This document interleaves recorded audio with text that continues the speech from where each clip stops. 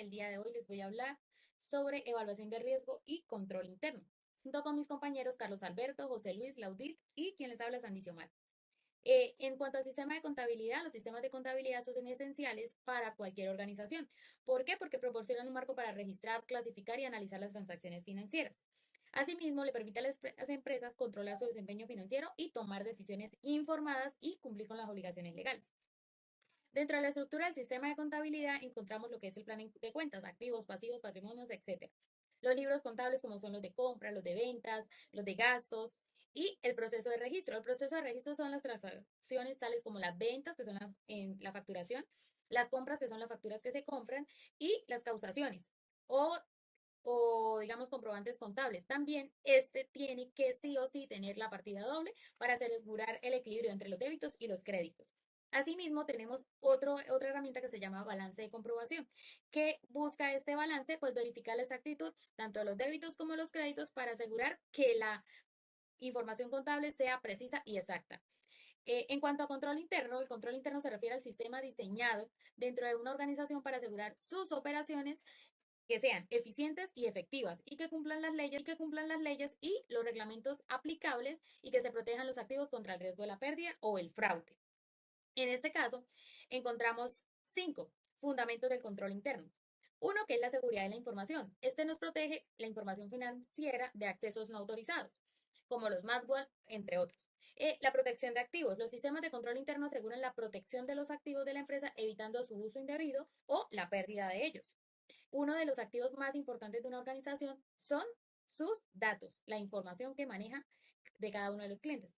El cumplimiento de la legislación. El control interno garantiza el cumplimiento de las leyes y las regulaciones aplicables a cada empresa. Eficiencia de las operaciones. Los controles internos ayudan a mejorar la eficiencia de las operaciones, evitando errores y desperdicios. Asimismo, la confiabilidad de la información. En los sistemas de control interno se mejora la precisión y la confiabilidad de la información. Los componentes del control interno se destacan identificación, análisis, registro y clasificación. Hoy voy a hablar sobre el riesgo de auditoría.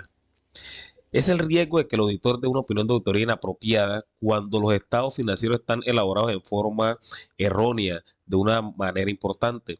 En la auditoría, el auditor considera la evaluación preliminar del riesgo del control, o sea, juntamente con la evaluación del riesgo inherente, para determinar el riesgo de tensión apropiado. Por aceptar para las aseveraciones del estado financiero, este riesgo tiene 3 componentes de las NIAS 400. Riesgo de auditoría, riesgo inherente, riesgo de control y riesgo de detención. Son estos 3. Uno, dos, 3. Eh, Vamos a hablar del riesgo inherente. O sea, susceptibilidad de una información, o sea, de una afirmación a errores significativos sin considerar controles internos. El riesgo de control. El riesgo de que un error significativo no sea prevenido o detectado y corregido por los controles internos. El riesgo de detención. Riesgo de que los procedimientos del auditor no detecten un error significativo. Riesgo inherente.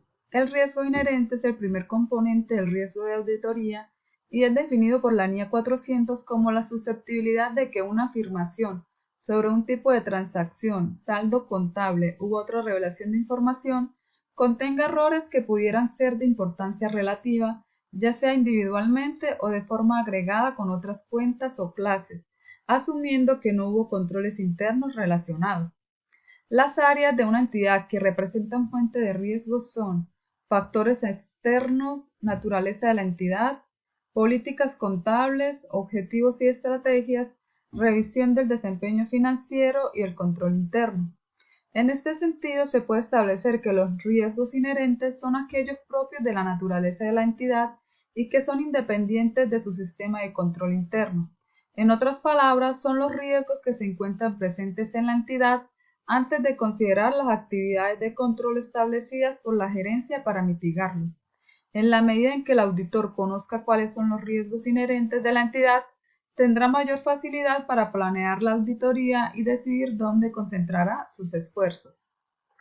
El riesgo de control es el riesgo de que una declaración equivocada material que pudiera ocurrir en una aserción no fuera prevenida o detectada en una base oportuna por el control interno de la entidad, ello se debe a fallas en la revisión adecuada de las transacciones, documentación inadecuada, acceso ilimitado a títulos valor negociables, efectivos e inventarios, y carencia de registros de los inventarios perpetuos.